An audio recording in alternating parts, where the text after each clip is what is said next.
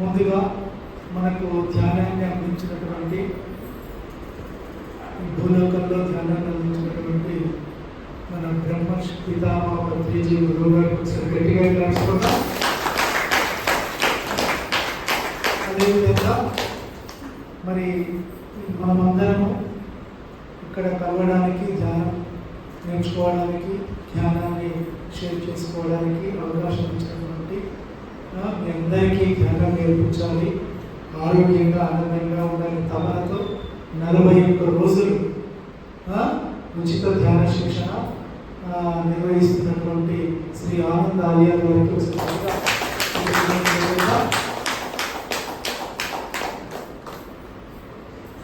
నాతో పాటు జనగా masters master Venkateswara master ఇక్కడ వరంగల్ ప్రతి ఒక్క మాస్టర్ పేరు పేరున కృతజ్ఞతలు తెలియజేస్తూ, నమస్కారం తెలియజేస్తూ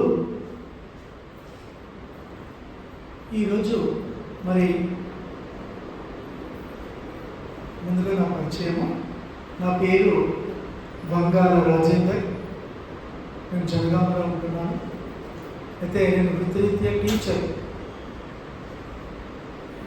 నాది 84 అపాయింట్మెంట్ టీచర్గా. కానీ ధ్యానం పరిచయం అయింది 2007వ సంవత్సరం. అంటే ఇప్పటికీ 18 సంవత్సరాలు ధ్యాన పరిచయం. అయితే 2007లో కంటే ముందు నేను టీచర్ కాబట్టి, ముఖ్యంగా మన సైన్స్ టీచర్, బయాలజికల్ సైన్స్. అయితే సైన్స్ టీచర్తో పాటు నేను జన విజ్ఞాన వేదిక వైస్ ప్రెసిడెంట్. జనగామ జిల్లాలో జన విజ్ఞాన వేదిక ఉంది, ప్రతి చోట ఉంది. ఇక్కడ కూడా మూఢనమ్మకాలు నమ్మరు, దేవుణ్ణి నమ్మరు, ఇవన్నీ నమ్మరు. ఇక్కడ సైన్స్ టీచర్గా సైన్స్ ప్రయోగాత్మకంగా నిరూపించేదే నమ్ముతాం జనరల్గా.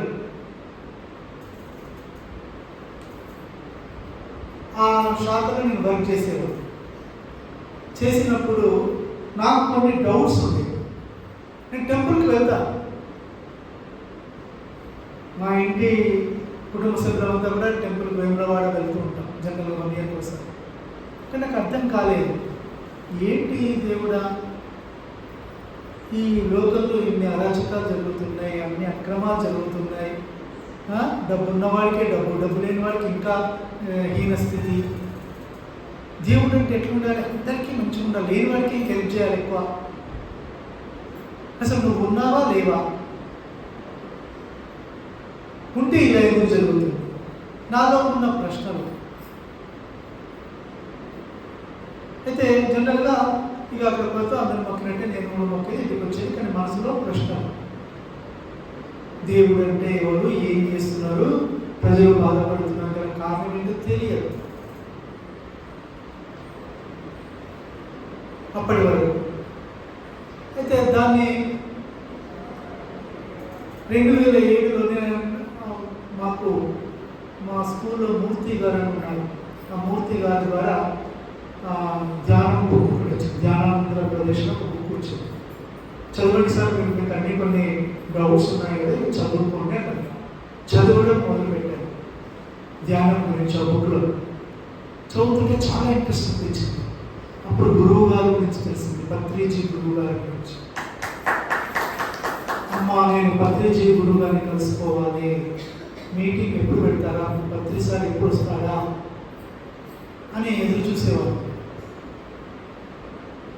అక్టోబర్ 2 రోజు 2007వ సంవత్సరంలో కిషన్ రెడ్డి గారు, వరంగల్ దేశం అధ్యక్షుడు కదా, వారు హన్మకొండ నందరా గార్డెన్లో పత్రిజీ సార్ ప్రోగ్రామ్ ఏర్పాటు చేస్తారు.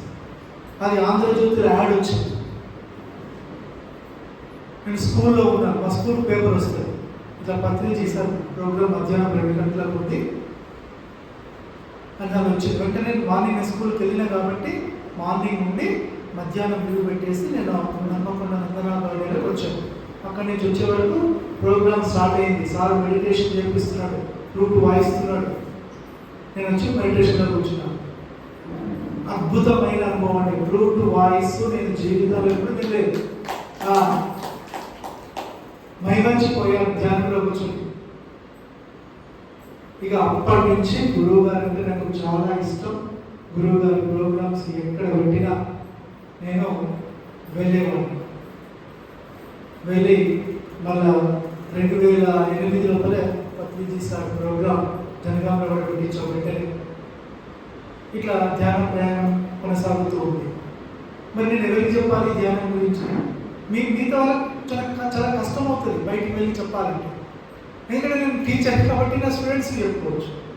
ఆ విధంగా స్టూడెంట్స్కి చెప్పాను. ఫస్ట్ 2007 నుంచి 2009 వరకు చెప్తున్నప్పుడే పిరమిడ్స్ గురించి చెప్పడం. టీచర్ కాబట్టి సైన్స్ ప్రాజెక్ట్ వర్క్స్ చేయించేది.